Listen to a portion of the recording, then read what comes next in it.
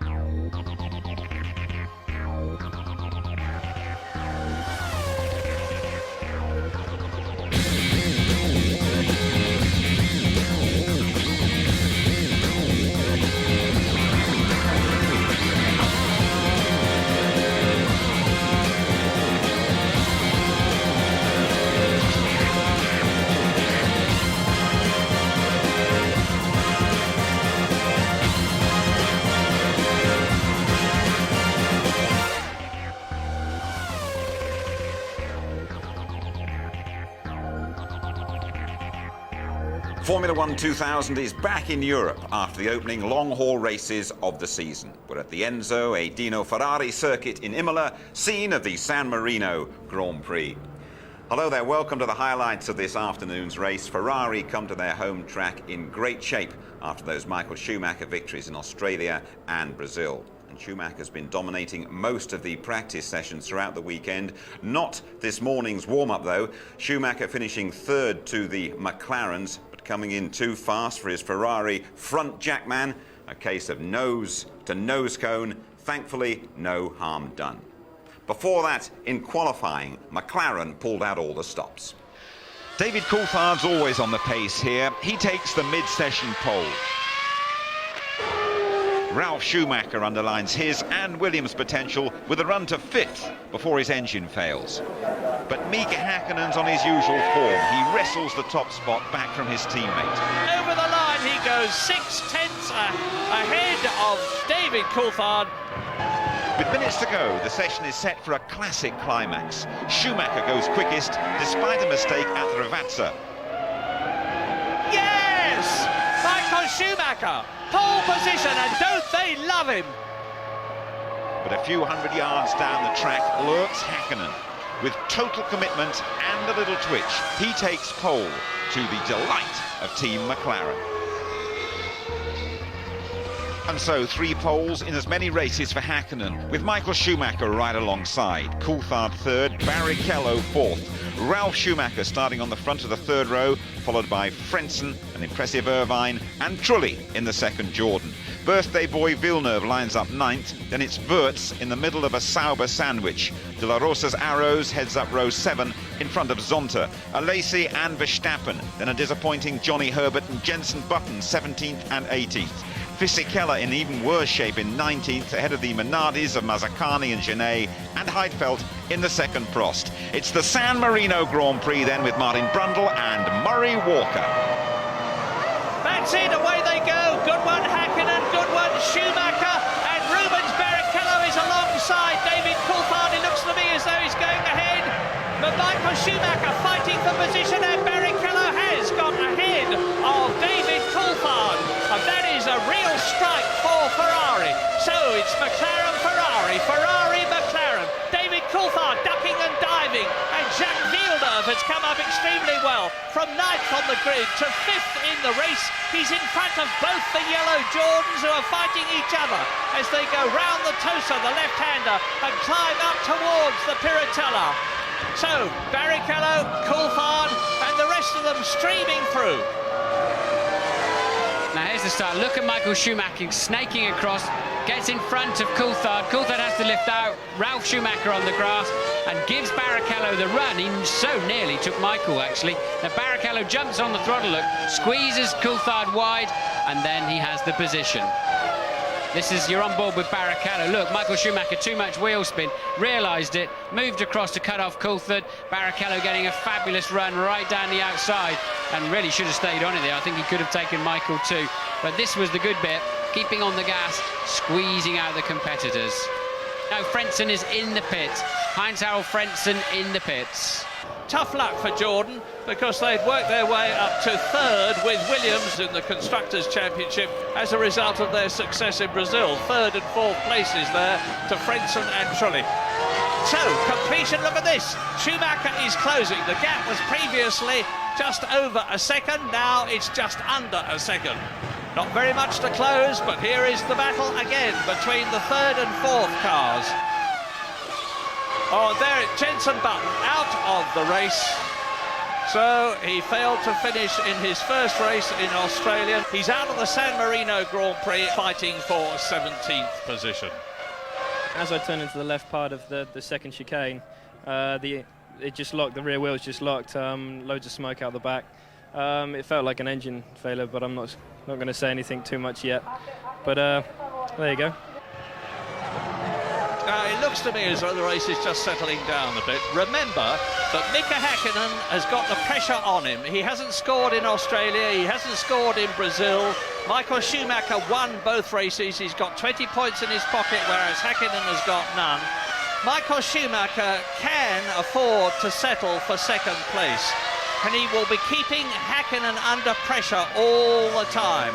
Mika has got to stay cool, get his lines right, make sure he brakes in the right places, accelerates in the right places, takes the tail enders at the right time, hopefully so that he can put one between himself and Michael Schumacher. That's Barrichello and Coulthard third and fourth, and the gap is increasing now, something like half a second a lap between Häkkinen, who is leading, and Barrichello, who is in third place, and therefore Coulthard, who is in fourth place. Fifth is Villeneuve, sixth is Trulli, seventh is Irvine, eighth is Ralf Schumacher, ninth is Mika Salo, top 10, Jos Verstappen. And news from James Allen in the pits. Yeah, just looking at the figures here, the lap times, that kind of thing, trying to work out what everybody's doing. It looks to me obviously as though Häkkinen and Michael Schumacher are on the same strategy, and their lap times very much consistent with a two-stopper, expecting them to come in sometime around lap 24 to 26. And obviously the timing of those stops is going to be critical. You might see one of them running a little bit longer than the other. Behind them, however, Rubens Barrichello is being dropped about a second a lap, and that too consistent with a guy who's got a bit more fuel on board, which is what Michael Schumacher did here last year. He started with a one-stop fuel load, and I think that's what Rubens is doing. The critical point in this race then, guys, is going to be the mid-phase between lap 32 and 45, when the two-stoppers start coming in again. That's when Rubens is going to have to play his role to help Michael get back out in front of Häkkinen. Häkkinen has just done two consecutive fastest laps of the race. He's now down to 128.2 and edging away from Michael 3 or 4 tenths per lap. Mika is very, very happy that he went for the softer tyre yesterday. He was looking at the sky. We were all a bit chilly, wearing a jacket down there in the paddock earlier on. He said, I've got the right tyres. I'm really excited about this afternoon. I think I've made the right choice, because it's nowhere near as warm as we all expected yesterday. I'm not going to be very popular for what I'm about to say, but there's little doubt in my mind that the first two races of the year were lost by McLaren rather than won by Ferrari. Yes, Ferrari won, and they won nobly by finishing, and the McLarens didn't. And look at this. This is Villeneuve battling with Jarno Trulli for fifth position. Yes, Villeneuve really under pressure there, and knowing it, going very, very early to cover his line, which compromises his entry to that first Tamburello chicane quite badly.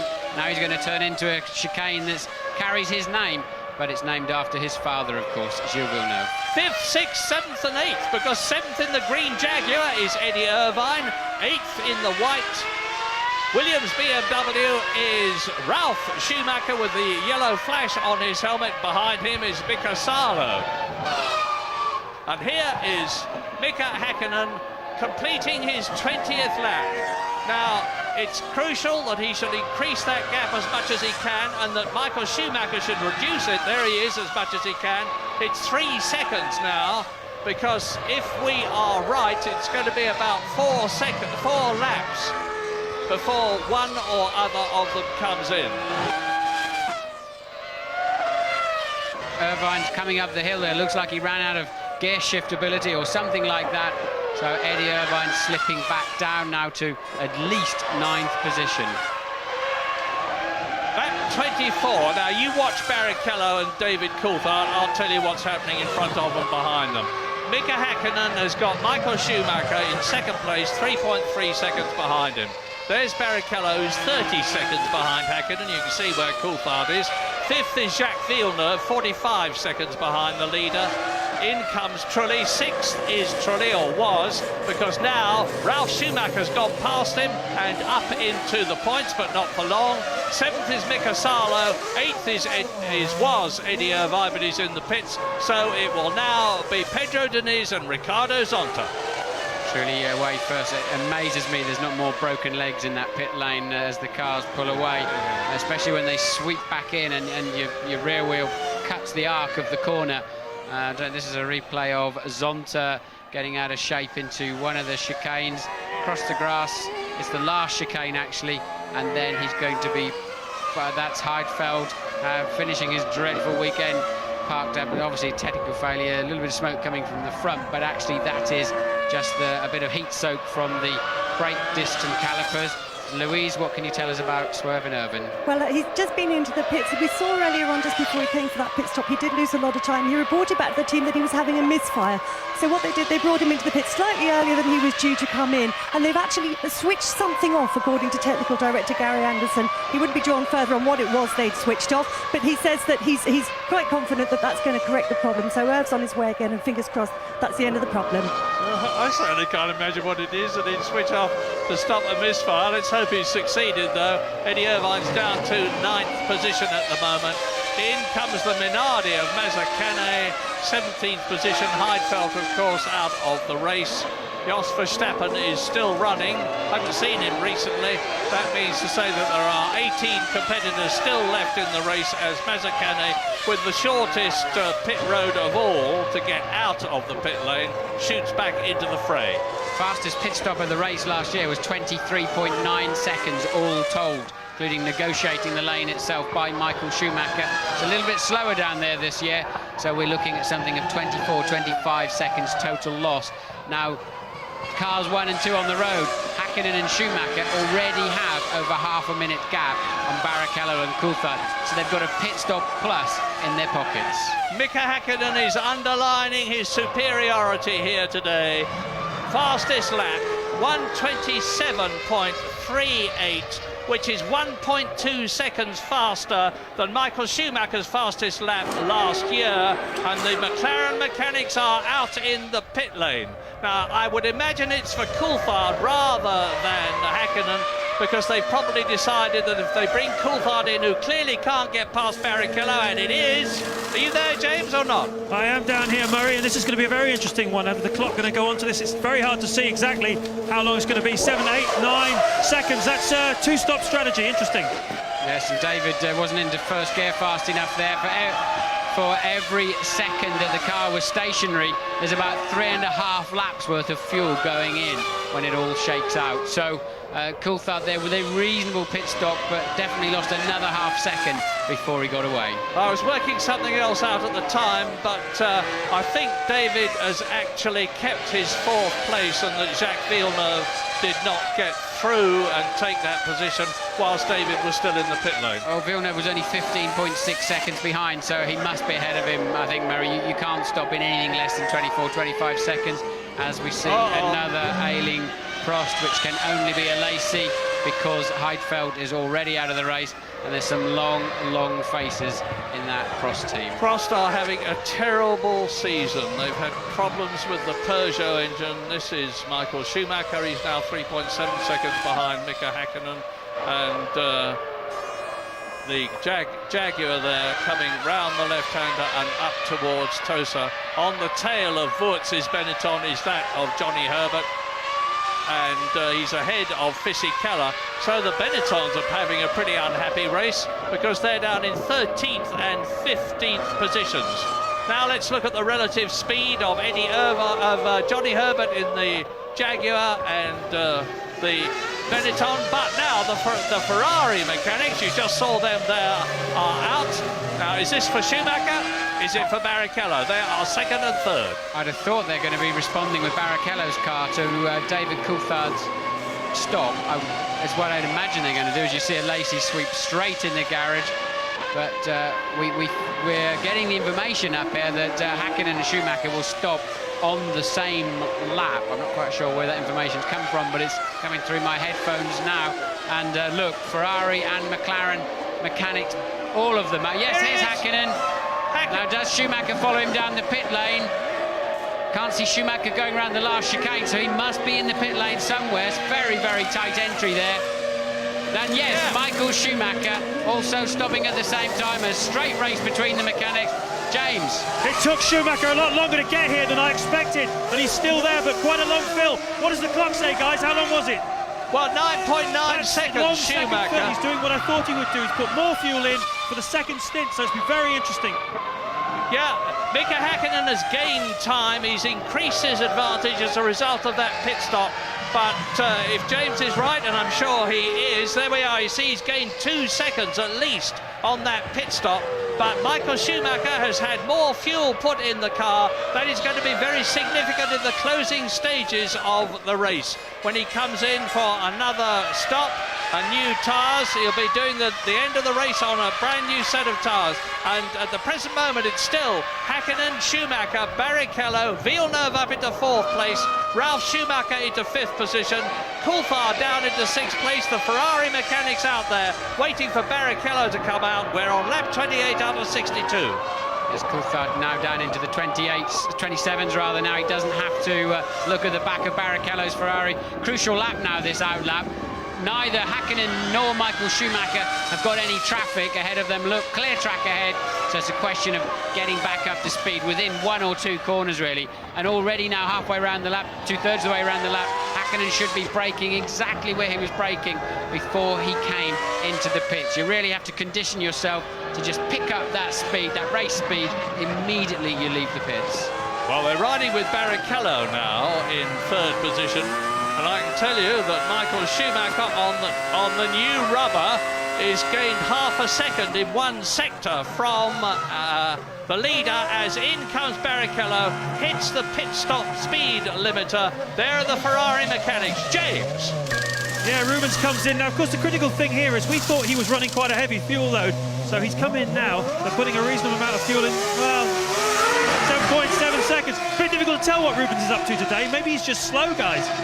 Yeah, I think it may well be that. As I said earlier on, he couldn't get to grips with the handling of the Ferrari in the practice and qualifying sessions, nor this morning. Ralf Schumacher there moves up to 4th because he hasn't stopped yet, but Barrichello remains ahead of Coulthard. Coulthard did not, he had a slower pit stop and was not able to gain any track position. Now Villeneuve's in the pits from what was 4th place, a realistic when it all sorts itself out after the stops, the first stops. Villeneuve's the 4th and Ralf Schumacher is 5th. Lap 32 at Imola, 2 laps over half distance. Here is the top 10. Mika Häkkinen leads Michael Schumacher by 5.1 seconds. Bit misleading because their times at the pit stops were very different. Rubens Barrichello 3rd, 34 seconds behind, just ahead of David Coulthard 4th. They've both stopped. Jacques Villeneuve is in 5th position ahead of Ralf Schumacher, gained advantage on the pit stop. 7th is Mika Salo, 8th is Jarno Trulli. Eddie Irvine still running in the Jaguar in spite of that long pit stop. 9th position, Ricardo Zonta is 10th. 17 runners left, 15 are on the same lap. And out come the Jaguar mechanics for, I presume, yes, it's got to be Johnny Herbert. He has not stopped yet. Over half distance. Eddie Irvine, of course, has been in some few laps ago. You're looking at Villeneuve and Schumacher, BAR Honda and Williams BMW, and they are in 5th and 6th places with Mika Salo in the background in the Sauber as Johnny Herbert in the Jaguar comes into the pits. Clean his visor. New set of Bridgestones go on. Out comes the Jack. There's a problem somewhere. What is it? Right? Oh no, it's just the fuel taking longer than the wheels to change. Yes, 1 stopper, of course, so 12 seconds is about right. That'll see Herbert to the end of the race. And this will be a replay of the leader, Mika Häkkinen, lapping Jos Verstappen. Michael Schumacher is getting pretty close to being the 2nd highest point scorer of all time. He's on 6 World Championship points at the present moment, and he'll be on 596 if he finishes this race. And Ayrton Senna, the great Ayrton Senna, scored 614 to be the 2nd highest of all time, behind Alain Prost. Barrichello, Coulthard at the Variante Alta, down again towards the Rivazza underneath the bridge. and Mika Häkkinen is on his 41st lap. Now, James has hypothesised that Häkkinen is going to come in round about lap 43, that's 2 laps from now, and that Michael Schumacher will be in 6 laps later. Now, Häkkinen is cutting his way through the field magnificently. Michael Schumacher is doing no less well. And one of the Arrows mechanics, they probably had a very late night's work, and it's very, very tiring. Coulthard, he's yo-yoing up and up to the back of Barrichello from time to time, but with the turbulent air coming off the back of the Ferrari, that's just about as close as you can get around here. And what's going to frustrate Coulthard when he sees the video of this race, and all of the drivers study the videos very, very carefully to see what they can learn of the opposition. What's going to frustrate him is it was Michael Schumacher's tardy wheel-spinning start that ended up putting him behind Rubens Barrichello. And look how close now Michael Schumacher is to Mika Häkkinen. Mika Häkkinen's lost a lot of time in the first section here, just about 3 seconds. He clearly had to follow Diniz for an awful long time. And Michael Schumacher's now got to follow Diniz. Is the Brazilian going to move over? Oh, did he make a mistake? He passed Diniz on the previous lap, didn't he? So Diniz caught Häkkinen too. So did Mika Häkkinen make a mistake? And there's Michael having to lock a brake as well. But did Häkkinen make a mistake, or has he got a little drama? Well, I don't know, but you're absolutely right. That gap is a lot less than 3.4 seconds.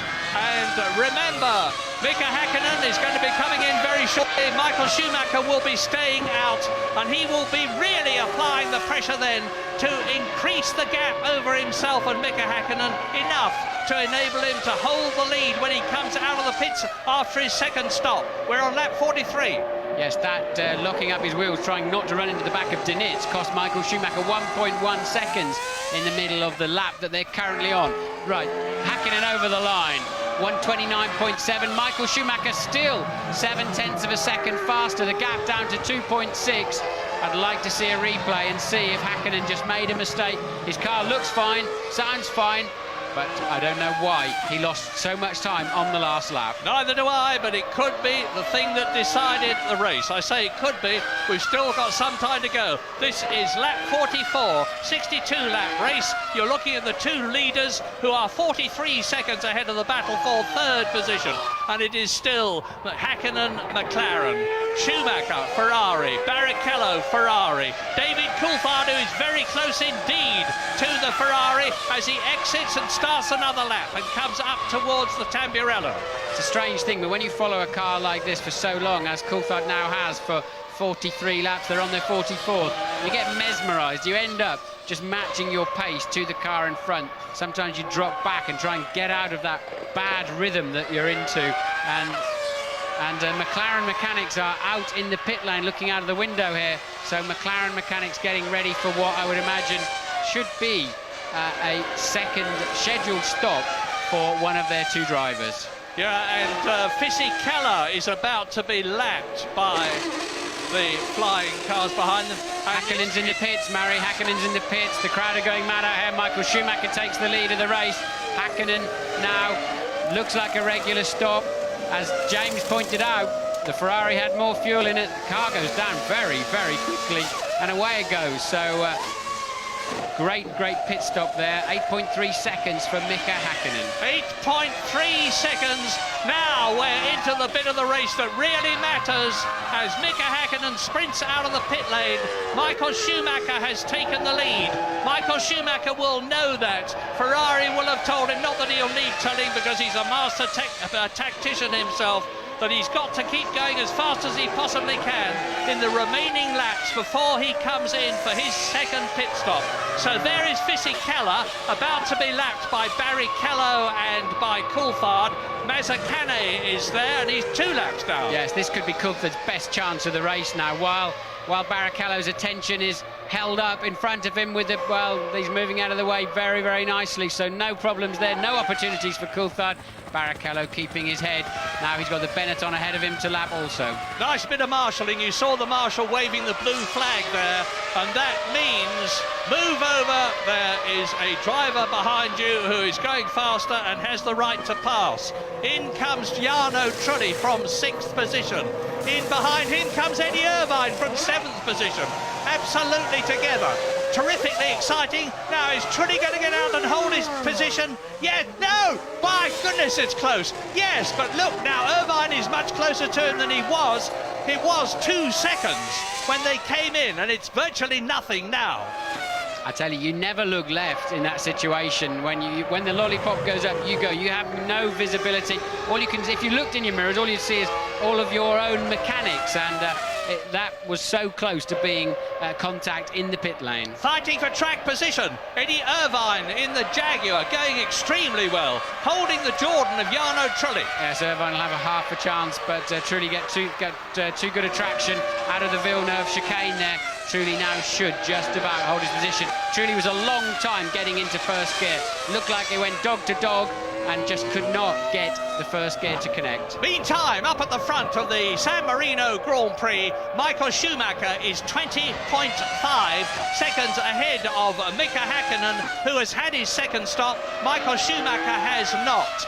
Now, Schumacher, the conventional wisdom is that at a circuit like this, the driver in front has to be at least 20 seconds ahead of the driver behind in order to be able to get into the pit lane, stop, take on new tyres. That's Ralf Schumacher going off. Ferrari are getting ready to come out. I don't think 20 seconds is enough. It needs to be 24, 25 seconds to enable Michael Schumacher to hold that lead. He's coming in earlier than I expected him to, because he must be coming in on the next lap. The mechanics have to come out on the lap that their driver is coming in. Yes, Barrichello's in the pits this time around. You can see for yourself Michael Schumacher remains on track. So, yes, you're right. If there was a stop now, then Michael Schumacher would come out still in the lead of this race. He's 21.5 seconds ahead of Häkkinen that time over the line. And if Michael Schumacher wins this race, it is going to be... He's right up with Villeneuve now, who is in 6th position. Let me correct that. He would not come out in front of Mika Häkkinen. Correct. I'm sorry. Correct. Mika Häkkinen would remain in the lead. So Michael Schumacher's got to put another 5, or that's Ralf Schumacher retiring from the race. And the Barrichello's in, and so is Coulthard. That's the scrap for 3rd place you've been watching all afternoon. Who's going to get away first? The Ferrari should be easily away first, and it is. Oh, that is so close. Well done. Amazing stop there from the McLaren boys. And just, well, Barrichello did well to avoid an incident there. And surely now, Coulthard's got the faster car. That should give him the podium opportunity. Michael Schumacher's going to have to stay out for at least another 5 or 6 laps if he's going to get track position. There's Ralf Schumacher walking back to the pits. You saw his car pulling off a moment or two back. Coulthard definitely getting his thing hooked, his first gear hooked up this time, and Barrichello just having to yield. Simple as that. Yeah, a lovely bit of driving by David Coulthard. You want track position here, Rubens? Well, you're not going to get it. In his slots, and now, as Martin has pointed out, and I've had the suspicion all along. Here we are. This is it. This is going to be the stop that decides the race. The Ferrari mechanics are now coming out for Michael Schumacher, and the gap is 21.6 seconds as brother Ralf walks in, leaving the stricken Williams BMW behind him. Now, David Coulthard ahead of Barrichello. And look, you see, there's a gap extending all the time. It's beginning to look like question mark first, question mark second, David Coulthard third, Rubens Barrichello fourth, because at last the bung has been released from the bottle that was holding up David Coulthard, and he is fairly streaking away from Rubens Barrichello.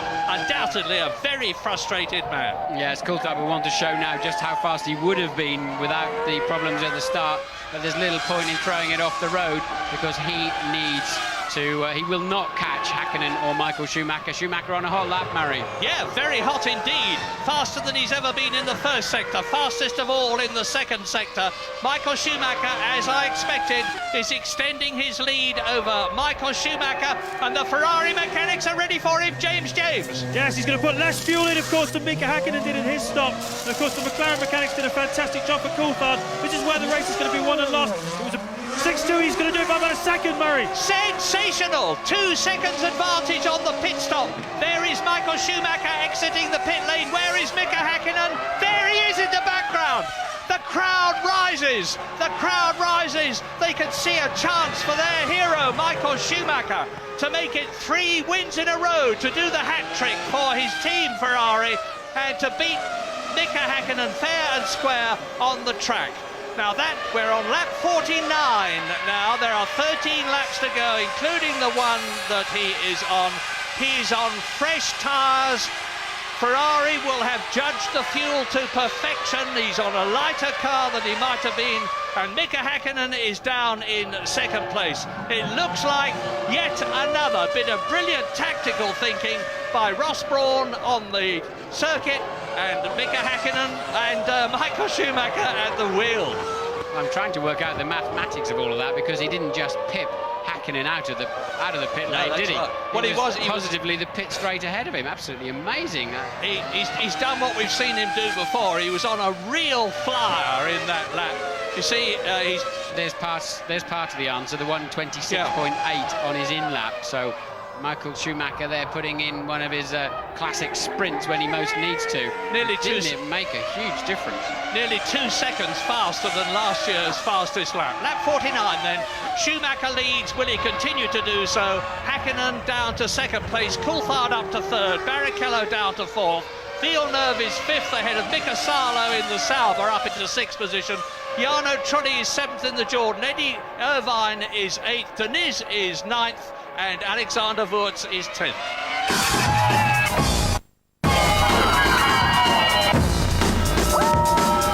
F1 on ITV in association with Texaco. Lap 51, and you can now at times see the 2 race leaders, Michael Schumacher and Mika Häkkinen. There's Häkkinen in the same shot. Michael turns into the Ravazza. There is Mika Häkkinen behind him. 3.7 seconds was the gap at the end of the previous lap. They're coming up to the end of lap 51 in this 62-lap race, and we'll see, therefore, whether Mika Häkkinen has been able to take anything out of Michael's lead. And off goes the arrows of Pedro de la Rosa out of the race. He was in the 13th position. And that will enable Ricardo Zonta, who was some 3 seconds behind him, to move up a place. And it means that there are now 16 drivers left in the race out of the 22 who started. Not too bad a decay rate, because this is a circuit which really hits the engines and brakes. That's a mechanical failure there from De La Rosa. His right rear is not pointing in the direction it should do at all. He just braked over the top before Piratella spun off. Suspension failure there for De La Rosa. But this is it now. Just watch there. The white car is Villeneuve in 5th position.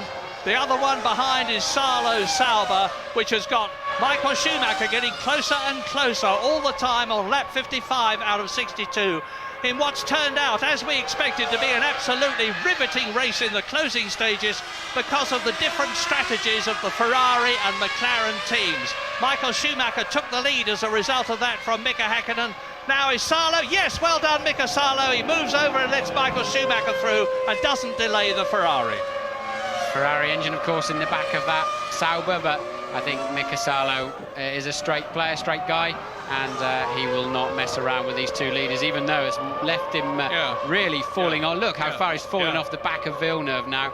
But I'm sure he got a pretty early call to say, Michael's coming up behind you. Yeah, 10 out of 10 to Mika Salo. That was a very selfless move of his, because he's lost a lot of track time and space to Jacques Villeneuve ahead of him, who's now been passed by Michael Schumacher. And Michael has got the BAR and the Sauber between him and Mika Häkkinen's McLaren. So it's going to depend on how Salo and Villeneuve treat Mika Häkkinen when he comes up to pass them. I've no reason to doubt that they'll be any less generous to him than they were to Michael Schumacher. And the gap between the Ferrari and the McLaren is down to 2.4 seconds on lap 56 out of 62.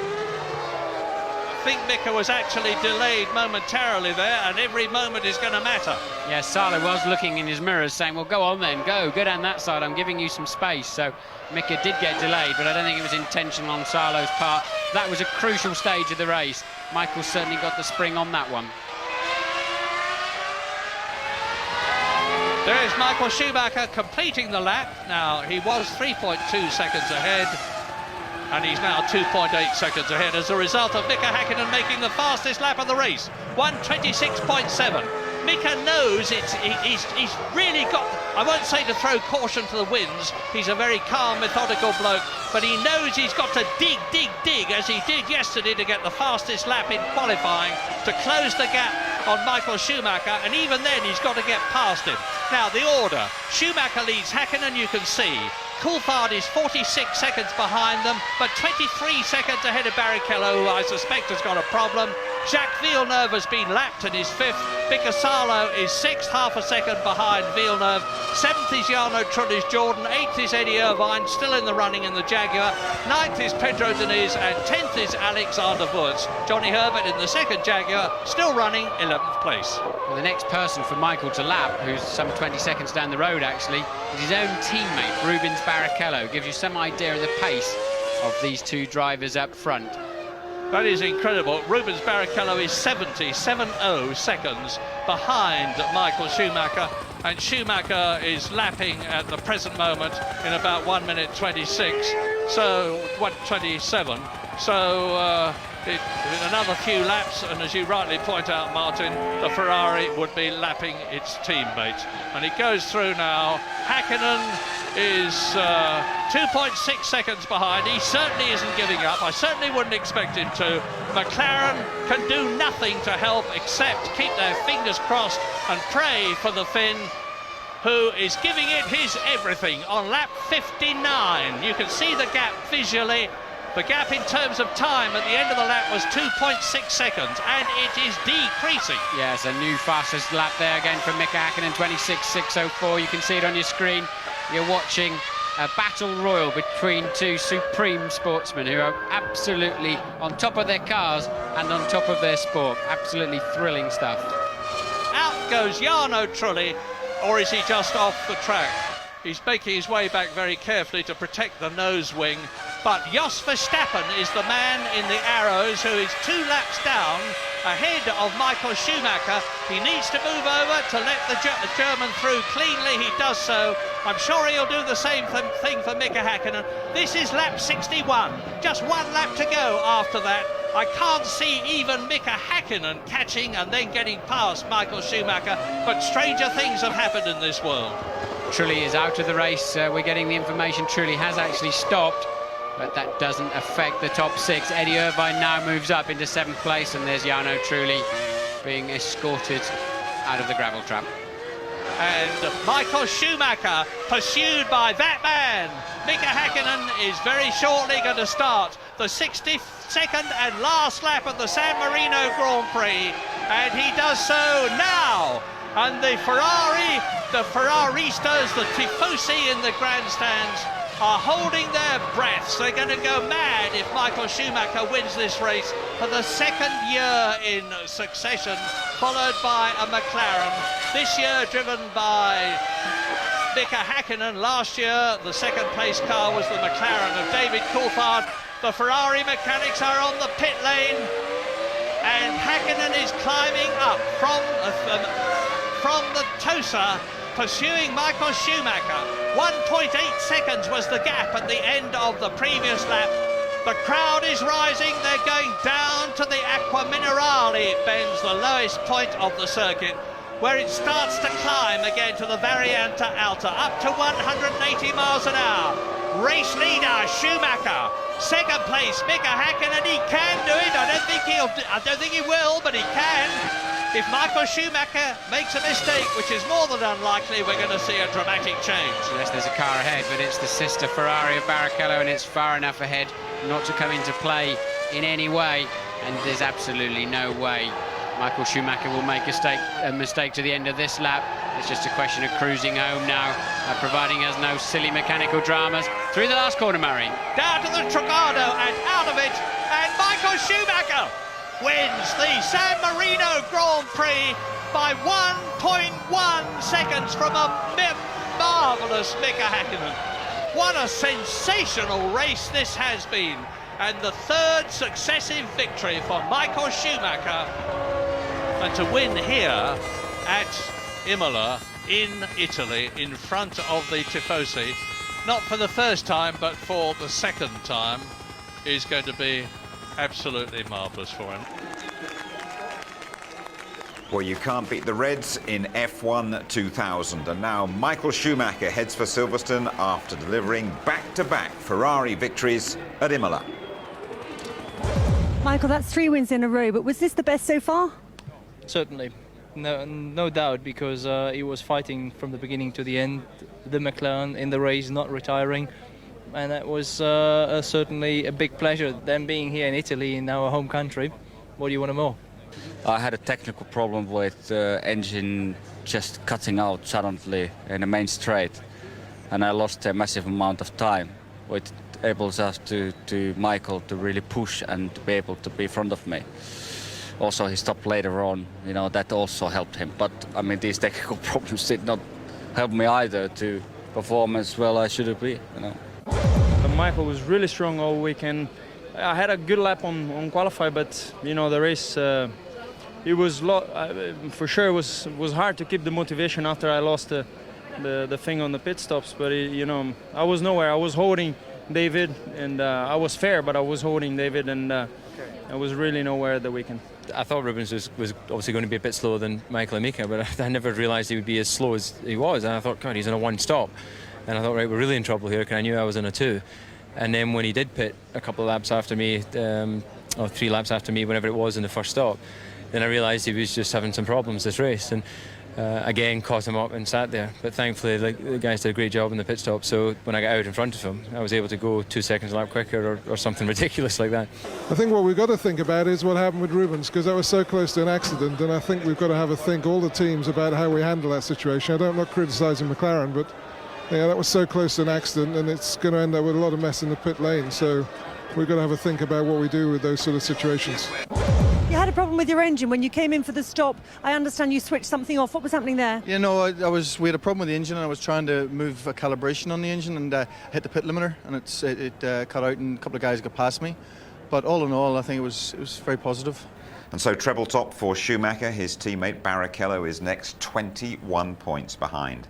Then Fisichella still on 8. Ralf Schumacher didn't score today, but Häkkinen's off and running, followed by Villeneuve, and behind him Coulthard. In the constructors, Ferrari have opened up a 29-point lead over McLaren. Then Benetton above Jordan and Williams, both out of the points here. BAR, though, improving to 6 after Villeneuve's 5th place. Delighted that Murray has joined myself and Tony up here in the studio. Well, Murray, have Ferrari put the dagger through McLaren's throat here? No, Jim. You can beat the Reds, and McLaren can do it. I'm far from convinced that they are out as well as down. Yes, they're certainly down. But there's 2 things. The first is that Mika Häkkinen had a damaged car floor today. He had an electronic glitch in the engine. He lost a lot of time.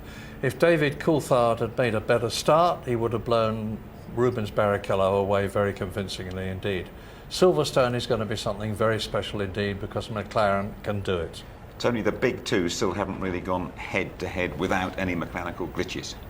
No, that's true, but on today's evidence, McLaren was marginally the better car, and it means they are turning things around. They've done a lot of engine work by Ilmor and Mercedes, and although, as Murray said, there was a little glitch there, you can see signs of the Silver Arrows really coming back. It's, you know, it's still early in the season. Murray, the ideal start, wasn't it, for Mika Häkkinen? Not so for Michael Schumacher, but the birthday boy Jacques Villeneuve. What a start he made here. Absolutely. I mean, Mika Häkkinen got away well. Michael Schumacher darted straight across in front of David Coulthard. Look at Villeneuve coming up, and Rubens Barrichello right alongside Michael Schumacher as they go into the first turn. In fact, Rubens Barrichello just squeezes through there in front of David Coulthard, and Jacques Villeneuve up into 5th place. Now here it is again. Rubens Barrichello, that's Coulthard on the left. Schumacher moves across in front of the McLaren. Rubens Barrichello got a fabulous run into that first corner. Michael Schumacher darted in front of him, and Rubens Barrichello slotted in front of the McLaren. Great driving. Tony, all sorts of activity in the pits. In many ways, the race was won and lost there. Häkkinen and Schumacher involved, first of all. Oh, this was very exciting because they came in together. Hakkinen leading the race. He comes in, we thought, well, maybe he was going to make an early stop, but then we learned from our pit crew that Schumacher coming in at the same time. So this was the battle of the two crews. Michael Neglin's crew there of McLaren getting his man Hakkinen away first. We're thinking, well, where's Schumacher? At this stage, what's going on? He tarried a bit longer, extra 2 seconds, took that extra fuel for that longer second run, but a great contest in the pits, as you said. Lots of controversy after the race about this one. I mean, the moment that you will remember above all, I think, Coulthard and Rubens Barrichello. Yeah, because it was dramatic, because it was dangerous, and we were looking at Coulthard coming into 4th place, and behind him in comes Rubens Barrichello. Great job again by the McLaren boys from Woking, and they're just getting ready. And Rubens gets a big sideways on. Out comes Coulthard right across the face of Rubens Barrichello. Rubens having to brake very heavily, but Coulthard didn't really know he was there. He was just going for it. He can't see through the mirrors. He can't turn his head around from the shoulder with all the padding on the side, but nonetheless, a dangerous incident. Yeah. Then that lightning pit stop for Michael Schumacher. Yeah, I mean, that was great because he had to make a shorter stop. Here he was coming in 4 laps after Mika Hakkinen coming in. He stayed out, he put the hammer down. Let's not forget, he put in a brilliant in-lap in the 27s there, and 6.3, smaller amount of fuel coming out the end. And I'm sure, Murray, going back through this now, we were looking, where was Hakkinen? We didn't know at this time that he'd had the little glitch with the engine or the damage to the floor. But the combination of the tactics, the combination of the superb driving by Michael Schumacher has put McLaren back down again into the glums. Tony, thank you very much indeed. Now then, Murray, Silverstone at Easter weekend. How are you relishing that? Well, let's assume the weather's going to be all right, and it can be. I've been there for some wonderful meetings in April. It's a renewal of the contest of the Titans, McLaren versus Ferrari, and I wouldn't like to put money on any of the first 4. And so here's your complete San Marino rundown. Michael Schumacher delivers for the Ferrari hordes, the Tifosi. Hakkinen can't win at Imola, but he did have the fastest lap late on. Coulthard 3rd after spending most of the race staring at Barrichello's exhaust.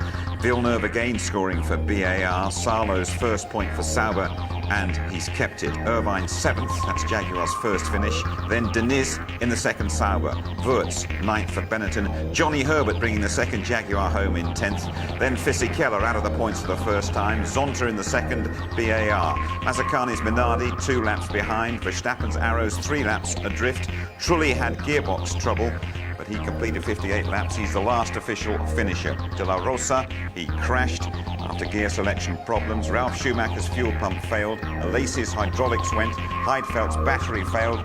Button's engine blew, and Genet spun on the oil spill that followed. Frenson's gears, they stuck early on. Next stop then, as we've been telling you, it's Easter weekend, and we go to the British Grand Prix. Go at Silverstone! Out of control.